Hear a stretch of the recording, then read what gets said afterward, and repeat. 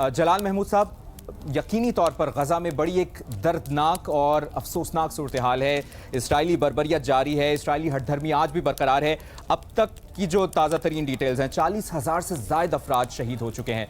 अगर आप बता सकें, क्योंकि आप गज़ा की तर्जुमानी बहुत बेहतर तरीके से कर सकते हैं, क्या सिचुएशन है इस वक्त पूरे गज़ा में? देखिए, बहुत शुक्रिया मुबशर साहब। सबसे पहले बात तो ये है कि अगर मैं गज़ा की सूरत हाल से शुरू करूं तो इस वक्त गज़ा की सूरत हाल क़यामत सुग़रा से कम नहीं है। गज़ा की सूरत हाल इंतहाई ख़तरनाक है। वहाँ का कत्लेआम, वहाँ के जो इस वक्त जेनोसाइड किया जा रहा है, मेरी आवाम को, मेरे लोगों का जो कत्लेआम, जो भूख और प्यास, इसराइल की जो जुल्म और सितम, इसराइल का जो बर्बरियत है, वो अरूज पर है। आपने जो फरमाया है और जो मीडिया में खबरें आती हैं कि जी 40,000 या 42,000 शहीद है, इसके अलावा भी 40,000 के अलावा और भी हज़ारों की तादाद में लोग लापता हैं, जिनका पता नहीं है कि वो मलबे के नीचे वो अब जिंदा है या नहीं है। अब हसन नसरल्लाह साहब की जो बात आपने जो टॉपिक है, उस पर मैं दो बातें ज़रूर करूँगा। एक तो सबसे पहले बात तो ये है, हसन नसरल्लाह साहब हिज़्बुल्लाह के लिए और मशरिक़ वस्ता के अंदर जितनी भी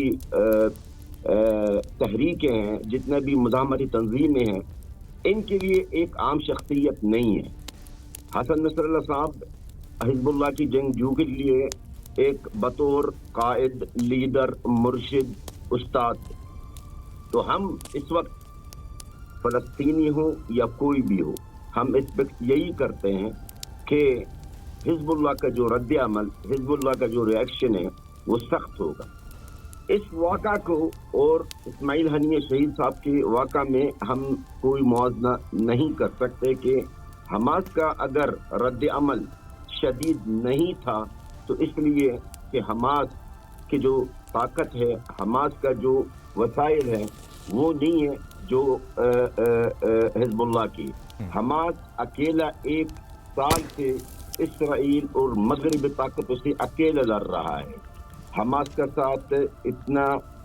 पास इतना वसाइल नहीं है इस वक्त, इतना वो ताकत नहीं है कि वो कोई शदीद या कोई सख्त तरीन रद्द अमल करे इस्माइल हनीय साहब की शहादत पर है। लेकिन हिज़्बुल्लाह से हमें एक्सपेक्ट करना चाहिए कि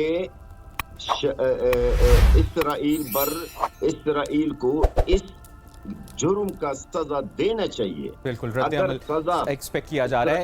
यही बात जलाल साहब साथ ही रहेगा।